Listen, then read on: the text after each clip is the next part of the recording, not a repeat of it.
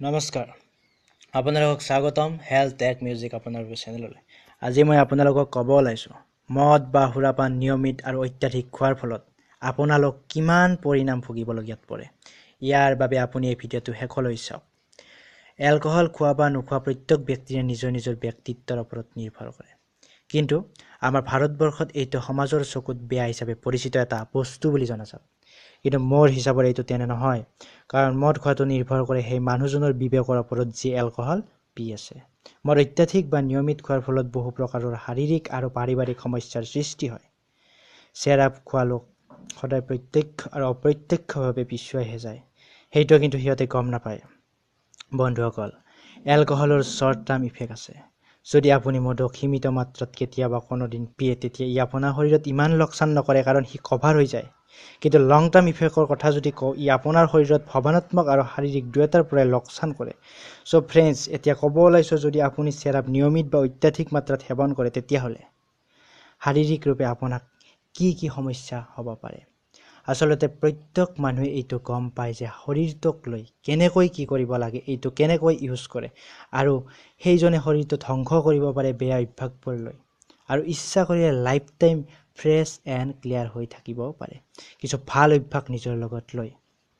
চেৰাপ অত্যাধিক সেৱনৰ ফলত আপোনাৰ অগ্নাশয় গ্ৰন্থিত বিষাক্ত পদাৰ্থ জন্মে যিটোৰ বাবে সেইবিলাকৰ কাম কৰা শক্তি হ্ৰাস হয় অধিক মাত্ৰাত এলকহলে মূত্ৰনলী আৰু মালভাগ দ্বাৰা অলাগতিয়াল পদাৰ্থবোৰ বাহিৰ কৰি কাৰ্যত প্ৰভাৱিত কৰে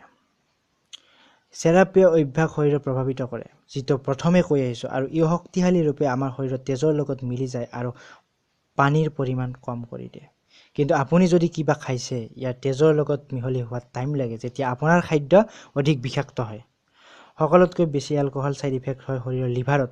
অধিক মাত্ৰাত আপুনি মদ্যপান কৰাৰ ফলত আপোনাৰ লিভাৰত এলকহলিক হেপাটাইটিছ হ'ব পাৰে আৰু আপুনি বুজিব পাৰিছে নিশ্চয় ইয়াৰ ফলত লিভাৰ ধ্বংস হৈ যায় বহুতে কয় মহিলাসকলৰ চেৰাবৰ বাবে লিভাৰ লোকচান মতা মানুহৰ তুলনাত বহুত হয় এলকহলৰ প্ৰভাৱ আমাৰ শৰীৰত বহুত সোনকালে দেখা দিয়ে কাৰণ ই আমাৰ শৰীৰৰ প্ৰত্যেক ভাগতে যাব পাৰে যিটোৰ বাবে আমাৰ স্নায়ুতন্ত্ৰৰ বিপদজনক হ'ব পাৰে আৰু ইয়াক পিয়াৰ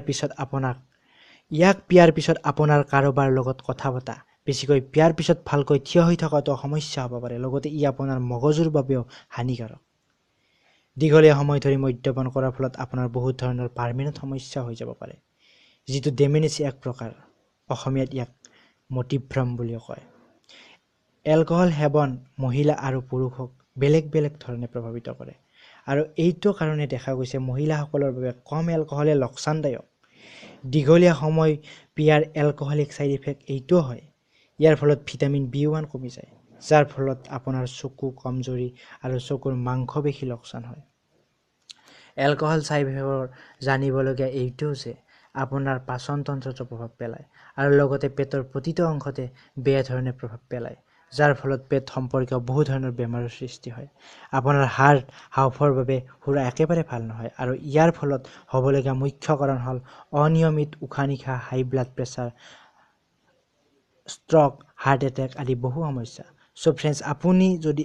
লগাতকৈ বহুত বেছি চেৰাপ খায় তো আপোনাৰ লগত এইবোৰ বেমাৰ হোৱাৰ সম্ভাৱনা বাঢ়ি যায় যৌন প্ৰজননতো এলকহল ছাইড ইফেক্ট হয় যেতিয়া কোনো মানুহৰ ক্ৰনিক ড্ৰিংকাৰ হয়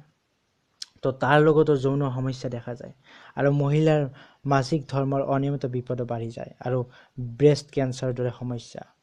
এলকহল ছাইড ইফেক্টে হয় কেইবা ধৰণৰ কেঞ্চাৰ সাধাৰণ মানুহতকৈ চেৰাপিয়া মানুহৰ অধিক হয় বুলি কোৱা হয় চেৰাপ অধিক সেৱনে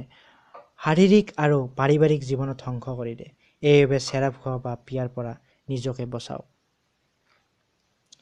চ' ফ্ৰেণ্ড যদি আপোনাৰ ফ্ৰেণ্ড বা ৰিলেটিভ কোনোবা অত্যাধিক ড্ৰিংকছ কৰে তেনেহ'লে এই ভিডিঅ'টো সিহঁতলৈ শ্বেয়াৰ কৰি সিহঁতক বচাওক এনেকুৱা হেল্থ ভিডিঅ' দেখিবলৈ হ'লে মোৰ এই চেনেলটো ছাবস্ক্ৰাইব কৰক আৰু মোৰ এই ভিডিঅ'টো যদি ভাল লাগিছে তেনেহ'লে আপুনি নিশ্চয় লাইক কৰিব আৰু কিবা জানিবলগীয়া থাকিলে নিশ্চয় কমেণ্ট কৰিব শেষত আপোনালোকক